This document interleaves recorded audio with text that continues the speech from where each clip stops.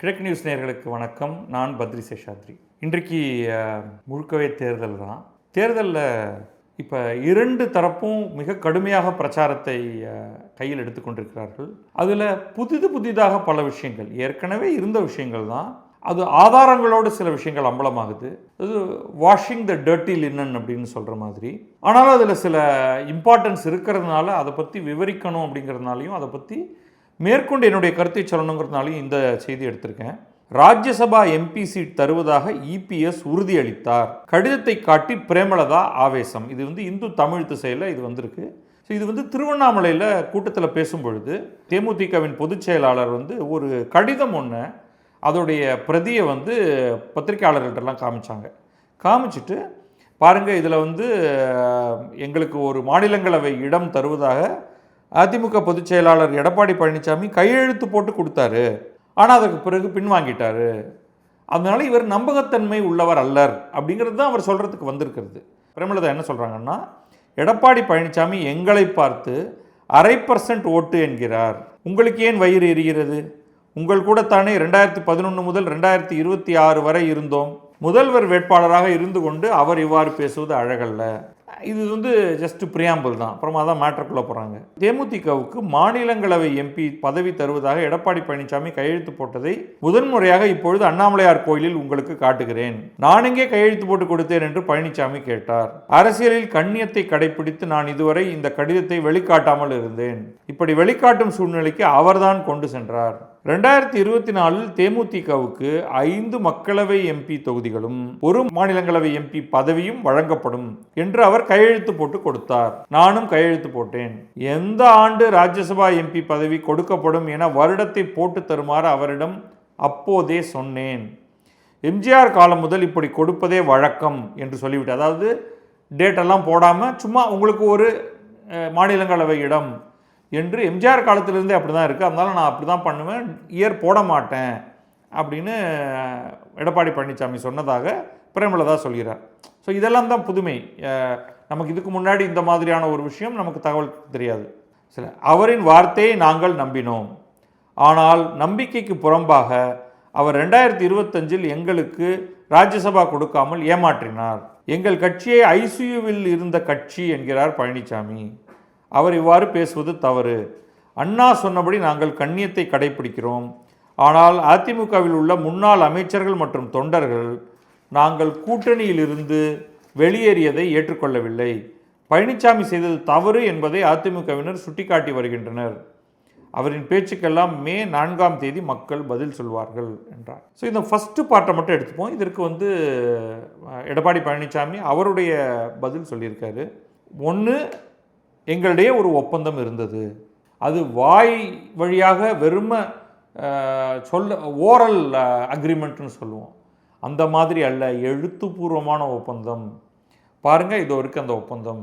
எங்களுக்கு 5 தொகுதி நாடாளுமன்ற தேர்தலில் 2024 நிற்பதற்கும் பிறகு உங்களுக்கு ஒரு மாநிலங்களவை இடம், அதை நாங்கள் தேர்ந்தெடுத்து கொடுப்போம். இப்போ திமுகவில் செய்கிறாங்க இல்லையா, இப்போ திமுகவில் ஒரு இடம் அவருக்கு கொடுத்துருக்காங்க இல்லையா தேமுதிகவுக்கு, அந்த மாதிரி அதிமுக கொடுப்பதாக சொல்லி இருக்கிறது. அது 2 பேரும் கையெழுத்து போட்டிருக்காங்க. ப்ராப்ளம் என்னென்னா, எந்த ஆண்டு அப்படிங்கிறது அதில் குறிப்பிடப்படவில்லை. அப்போ இவர் நம்பிக்கை துரோகம் செய்து விட்டார். அதுதான் பிரேமலதாவுடைய பாயிண்ட். அதை ஒட்டி தான் அவர்களுக்கிடையே நிறைய பேச்சுவார்த்தைகள் நடந்தன. அதற்கு பிறகு அந்த இறுதி கட்டம் வரும்பொழுது அந்த பேரம், இப்போ இந்த 2026 சட்டமன்ற தேர்தலுக்கு எனக்கு என்ன தருவீங்க, எனக்கு எவ்வளவு சட்டமன்றத்தில் தொகுதிகள் தருவீங்க நிற்கிறதுக்கு, அப்புறம் ஏற்கனவே அப்போ நீங்கள் மாநிலங்களவை இடம் தரேன்னு சொல்லியிருந்தீங்க, அந்த இடத்த இப்போ தருவீங்களா இல்லையா என்று பிரேமலதா தரப்பிலிருந்து இவரை மடக்கிறாங்க. இவர் அதில் சிக்கிக்கொள்ள தயாராக இல்லை. அதனால் அந்த அதே ப்ராமிஸ் திமுக தரப்பிலிருந்து வருது. திமுக தரப்பிலிருந்து வரக்கூடிய ப்ராமிஸ் ரொம்ப தெளிவாக, நாங்கள் உங்களுக்கு 10 இடங்கள் தரோம். 10ன்னு அப்பயே பேசியிருந்தாங்களான்னு தெரியல, பட் மோஸ்ட்லி அப்படி தான் இருந்திருக்கும். ப்ளஸ் இன்ஸ்டன்டேனியஸ்லி, ஏன்னா மாநிலங்களவை தேர்தல் இதோ வந்துட்டு இருந்துச்சு, அப்போ ஒரு இடம் உங்களுக்கு கொடுத்துருவோம், மாநிலங்களவை இடம் உங்களுக்கு கொடுத்துட்றோம் அப்படின்ன உடனே உடனடியாக அங்கே அந்த தேர்தல் நடந்து இடம் கொடுக்கப்பட்டு இப்போ 10 தொகுதிகளும் அவங்களுக்கு கொடுத்தாச்சு. இதற்கு கடலூரில் பரப்புரையின் போது எடப்பாடி பழனிசாமி பதில் சொல்லியிருக்காரு. தேமுதிக தலைவர் மறைந்த விஜயகாந்த் கூட்டணியில் இருந்தபோது ஒரு பேச்சு, இல்லாத போது ஒரு பேச்சு என்று ஒருபோதும் பேசியதில்லை. ஸோ அவர் கிளியராக டிஸ்டிங்விஷ் பண்ணுறாரு. விஜயகாந்த் நடந்து கொள்ளும் விதம் வர்சஸ் பிரேமலதா நடந்து கொள்ளும் விதம் அப்படின்னு. விஜயகாந்த் கூட்டணியில் இருந்தாலும் சரி இல்லாட்டாலும் சரி மாறி மாறி தன்னுடைய பேச்சை வைத்து கொண்டதில்லை. ஆனால் அவர் மனைவி பிரேமலதா ஒரு கருத்தை கூறுகிறார். தேமுதிக பகிரங்கமாக எதிர்த்த திமுகவுடனேயே தற்போது கூட்டணியில் சேர்ந்துள்ளார். கருணாநிதி மேடையில் இருந்தபோது விஜயகாந்தை வடிவேலு எவ்வளவு அவதூறாக பேசினார் என்பது எல்லோருக்கும் தெரியும். அவர்களுடன் போய் கூட்டணி வைத்துள்ளார் பிரேமலதா. அவர் தற்போது அதிமுகவில் மாநிலங்களவை உறுப்பினர் பதவி கொடுப்போம் என்று சொன்னதாக பேசியிருக்கிறார். அது தவறு. 2026 சட்டமன்ற தேர்தலில் அதிமுக கூட்டணியில் இணைந்து வெற்றி பெற்று இரு தரப்பினரும் சட்டமன்றத்தில் சந்தித்தால் மாநிலங்களவை உறுப்பினர் பதவி கொடுப்பேன் என்றுதான் நான் சொன்னேன். இப்போ இதெல்லாம் அந்த அக்ரிமெண்ட்டில் இருக்கா அப்படின்னு பார்க்கணும். அக்ரிமெண்ட்டில் வெறுமை உங்களுக்கு ஒரு மாநிலங்களவை கொடுக்கப்படும்னு இருந்தால் இட்ஸ் பியூர்லி இன்டர்பிரிட்டேஷன். பிரேமலதா ஒரு மாதிரி இன்டர்பிரட் பண்ணுறாங்க, எடப்பாடி அதை வேறு மாதிரி இன்டர்பிரட் பண்ணுறாரு. அதை நான் பகிரங்கமாக ஊடகங்களில் அறிவித்தேன். எப்பொழுது அறிவித்தார் தெரியல, டேட் பார்க்கணும் அதெல்லாம். ஸோ இப்போ இதுதான் இந்த அக்ரிமெண்ட் எல்லாத்துலேயுமே இருக்கக்கூடிய ஒரு பிரச்சனை. வாய்மொழியாக பேசக்கூடிய அக்ரிமெண்ட்லேயே எக்கச்சக்க பிரச்சனை வரும். எழுத்துப்பூர்வத்தில் அந்த பிரச்சனைகள் எல்லாம் போய்விடும் அப்படிங்கிறதுனாலன்னு பார்த்தா அந்த எழுத்துப்பூர்வமான அக்ரிமெண்ட்லேயும் ஒரு கிளாரிட்டி இல்லை. இப்போ இதை தள்ளி வச்சுப்போம். இது இப்போ நம்முடைய கருத்துக்கு வரும். எனக்கு இந்த தேர்தல் விவகாரங்களில் 2 விஷயம் சுத்தமாக பிடிக்கிறது இல்லை. ஒன்று இந்த அக்ரிமெண்ட்டு. இதில் நீங்கள் ஏதோ ஒரு பேப்பரில் எழுதுறீங்களே, அது யாருக்காக? பொதுவாக நாங்கள்லாம் தொழில்துறையிலையோ அல்லது வேலை வாய்ப்புலையோ எங்கேயாவது ஒரு இடத்துல ஒரு அக்ரிமெண்ட் போடுறோம்னா அந்த அக்ரிமெண்ட்டில் ஒரு பார்ட்டி சொன்னதை செய்யலைன்னா அதை நாம் எடுத்துக்கொண்டு கோர்ட்டுக்கு போய் வழக்காட முடியும். இந்த அக்ரிமெண்ட்டெல்லாம் நீங்கள் கோர்ட்டுக்கு போய் எடுத்துகிட்டு போக முடியுமா? அப்போ யாருக்காக இந்த அக்ரிமெண்ட் போடுறீங்க? இந்த மாதிரி பத்திரிகையாளர்கிட்ட இந்த பாரு அப்படின்னு காமிக்கிறதுக்காக தான் போடுறீங்க. இது எந்த இடத்துலையுமே இந்த அக்ரிமெண்ட்டு இதை என்ஃபோர்ஸ் பண்ணக்கூடிய அத்தாரிட்டின்னு ஒருத்தரும் கிடையாது. அப்புறம் எதுக்கு இந்த அக்ரிமெண்ட்? இது நம்பர் 1. அப்போது ஒரு நம்பிக்கையின் அடிப்படையில் தான் இது இயங்குது. 2வது, தேர்தலில் லாங் டேர்ம் நம்பிக்கை விசுவாசம் அப்படிங்கிறதெல்லாம் கிடையாது. இன்றைக்கு சேர்ந்து ஓரணியில் போட்டிட்டு விட்டு அடுத்த நாளே இன்னொரு கூட்டணியில் போய் சேர்ந்துக்கிறது. இது இப்போயே பாருங்களேன், 1% கட்சி அப்படின்னு எடப்பாடியார் பிரேமலதாவை பற்றி சொல்கிறாங்க. அவங்க பதிலுக்கு இவ்வளவு நாள் வரைக்கும் நீ என் கூட தானே, நான் உங்க கூட தானே இருந்தேன், அப்போ உனக்கு இந்த 1%ங்கிறது தோணலையா அப்படிங்கிறாங்க. ஸோ இந்த மாதிரியாக இதெல்லாம் சாதாரண விஷயம். ஒருவர் இவர்கள் திட்டிக் கொண்டு விட்டு இப்படிப்பட்ட ஆட்கள் ஒருத்தர் மூஞ்சியில் ஒருத்தர் முழிக்கவே மாட்டாங்கன்னு நினச்சிக்கிட்டு இருக்கும்பொழுது அடுத்து பக்கத்தில் உட்கார்ந்து உங்களுடைய வெற்றிக்கு நாங்கள் எப்பொழுதும் பாடுபடுவோம் அப்படின்னு சொல்லுவாங்க. இதை நம்ம பார்த்துருக்கோம். அதனால் இது நீ இன்றைக்கு எனக்கு வாக்கு கொடு, அல்லது இன்றைக்கு நீ உன்னுடைய கட்சி என்னுடைய கூட்டணியில் இணை, நான் 3 ஆண்டுகள் கழித்து உனக்கு ஒரு மாநிலங்களவை இடம் தருகிறேன் அப்படின்னா அதில் நம்பிக்கையே ஒருத்தர் வைக்கக்கூடாது. அதே எக்ஸ்டென்ஷன் தான் ஜெயித்து வந்தால் நான் உனக்கு இந்தந்த அமைச்சரவைகளை தருகிறேன் அப்படின்னு கையெழுத்து போடுறோம். நீங்கள் ஜெயிக்கிறதுக்கு முன்னாடி உங்களுடைய இமேஜ் வேறு.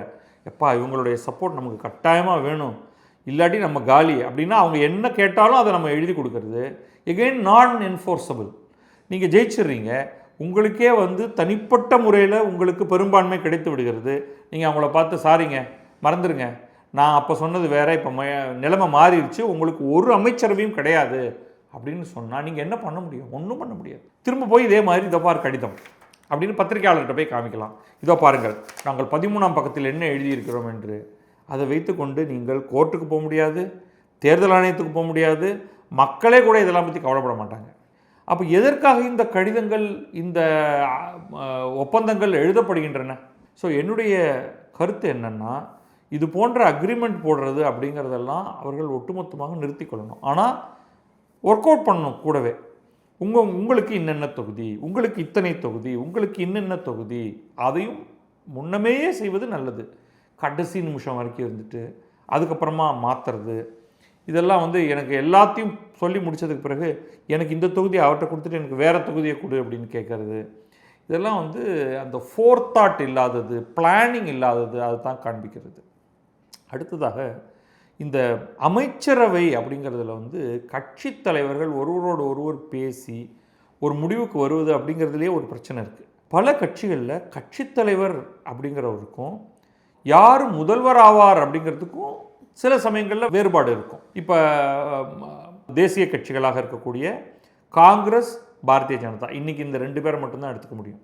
இதில் கட்சி தலைமைன்னு ஒன்று, ஒரு மாநிலத்தில் முதல்வராக போவது என்பது இன்னொருவர். இப்போ கட்சியோடைய தலைவர் அப்படின்னா இன்றைக்கு வந்து நிதின் நபின் அப்படிம்போம் பாரதிய ஜனதாவில். ஆனால் உண்மையான பவர் வந்து நரேந்திர மோடி, அமித்ஷா கையில் இருக்குது. அவங்க ஜெயிக்கக்கூடிய ஒரு மாநிலமாக ஒன்று எடுத்துப்போம். உதாரணத்துக்கு குஜராத்தை எடுத்துப்போம், மத்திய பிரதேசத்தை எடுத்துப்போம். இப்போ யாரோ ஒருவர் அந்த இடத்துல வந்து இவர்கள் முதல்வராக தேர்ந்தெடுக்கிறாங்க. அந்த முதல்வர் தான் தன்னுடைய கவுன்சில் ஆஃப் மினிஸ்டர்ஸை தேர்ந்தெடுக்கணும். இல்லைங்க, ஏற்கனவே ஒரு ப்ரையர் ஒப்பந்தம் இருக்குது, இவரெல்லாம் நீங்கள் மினிஸ்டர் ஆக்கணும்னு உங்கள் கட்சி தலைவரும் எங்கள் கட்சி தலைவரும் கையெழுத்து போட்டிருக்கோம் அப்படின்னா, அப்போ நீங்கள் அந்த முதல்வரை கட்டுப்படுத்துறீங்க. யாரை தன்னுடைய அமைச்சரவையில் வைத்துக்கொள்ள வேண்டும், அவர்களுக்கு எந்த இலாக்கா தர வேண்டும் என்பதை ஒரு பிரதமரோ அல்லது ஒரு முதல்வரோ தான் முடிவு செய்ய வேண்டும். அதுதான் நம்முடைய கான்ஸ்டிடியூஷன், நம்முடைய அரசியலமைப்பு சட்டம் சொல்லுது. அப்போ இது போன்ற அக்ரிமெண்ட் எல்லாமே நான் என்ஃபோர்ஸபிள் அக்ரிமெண்ட்ஸ். நீங்களாகவே ஒரு அக்ரிமெண்ட் ஒன்று போட்டுட்டு, பார்த்தீங்களா நாங்கள் ஒரு அக்ரிமெண்ட் போட்டுட்ருக்கோம், யாருக்காக அந்த அக்ரிமெண்ட் போடுறீங்க அப்படிங்கிற பாயிண்ட்டுக்கு தான் திரும்ப திரும்ப வர வேண்டியிருக்கு. இவையெல்லாம் வந்து நம்முடைய யதார்த்த அரசியல் கள நிலவரம் எதற்குமே ஒத்து வராத ஒன்றாகத்தான் நான் பார்க்குறேன். லாங் டேர்ம் இதெல்லாம் அபத்தம். இந்த தேர்தலுக்கு நாம் அனைவரும் ஒன்றாக சந்திக்கிறோம். இந்த தேர்தலில் நான் உங்களுக்கு இதை தருகிறேன், நீங்கள் எனக்கு அதை தருகிறீர்கள். ஜெயித்தால் நாம் தொடர்ந்து பயணிக்கலாம் அல்லது பயணிக்காமலும் போகலாம். தோற்று போனால் அதே மாதிரி தான், கூட இருக்கலாம், இல்லாமல் போகலாம். இப்படித்தான் வந்து இதை எடுத்துக்கொண்டு போக வேண்டுமே தவிர, அவர் சொல்லிட்டாரு ஆனால் கொடுத்த வாக்கை மாற்றுபவர் அப்படிங்கிறது அது வேறு பிரச்சனை. இது எல்லாத்தையும் விட இன்னொன்று இருக்குது. எப்பா, நீங்கள்லாம் யாருக்கு உண்மையில் முதல்ல வாக்குறுதி தரீங்க? மக்களுக்கு வாக்குறுதி தரீங்க. அந்த மக்களுக்கு என்ன செஞ்சீங்க? இப்போ உதாரணத்துக்கு பிரேமலதா என்ன சொல்லணும் அப்படின்னா, மக்களுக்கு அல்லது பெருந்திறனான ஒட்டுமொத்த தமிழ் மக்களுக்குன்னு கூட இல்லை, அவருக்கென்று ஒரு கான்ஸ்டிடுவன்சி இருக்கிறது அல்லவா, அவர்களுக்கு அவர் என்ன செய்வேன், என்ன வாங்கி தருவேன் அப்படின்னு சொல்லியிருக்காரு. இதை வந்து நம்ம பல்வேறு கட்சி தலைவர்களை நோக்கி கேட்கலாம், திருமாவளவனை நோக்கி கேட்கலாம், அன்புமணி ராமதாஸை நோக்கி கேட்கலாம், டிடிவி தினகரனை நோக்கி கேட்கலாம். அது எல்லாத்தையும் விட்டாங்க. நீங்கள் உங்களுக்கு என்ன, உங்கள் மக்களுக்கு என்ன செய்து தருவேன், உங்கள் தொகுதி மக்களுக்கு என்ன செய்து தருவேன்னு இவங்க யாரும் கையெழுத்து போடல. என்னுடைய தொகுதியில் நீங்கள் இன்னென்ன வசதிகளை எல்லாம் செய்ய வேண்டும், எங்களுடைய கட்சிகளுக்கு நீங்கள் கொடுத்திருக்கக்கூடிய தொகுதிகளில் நீங்கள் லைப்ரரிகளை உருவாக்க வேண்டும், கட்டுமானங்கள் சிறந்த ஒரு தொழிற்பேட்டையை உருவாக்க வேண்டும் அப்படின்லாம் கையெழுத்து போட்டுக்கிறதில்ல இவங்க. மக்களாகிய நாம் கேட்க வேண்டிய கேள்வி, உங்கள் அக்ரிமெண்ட்டில் இதுதானடா இருக்கும் அப்படிங்கிறத நம்ம கேட்கணும். இந்த அக்ரிமெண்ட் கலாச்சாரத்திலிருந்து இந்த நம்முடைய அரசியல் கட்சிகள் முற்றிலுமாக வெளியே வருவது தான் நான் எதிர்பார்ப்பது. பார்க்கலாம் என்ன நடக்கிறது என்று. நன்றி, வணக்கம். நான் பத்ரி சேஷாத்ரி. இது கிழக்கு நியூஸ்.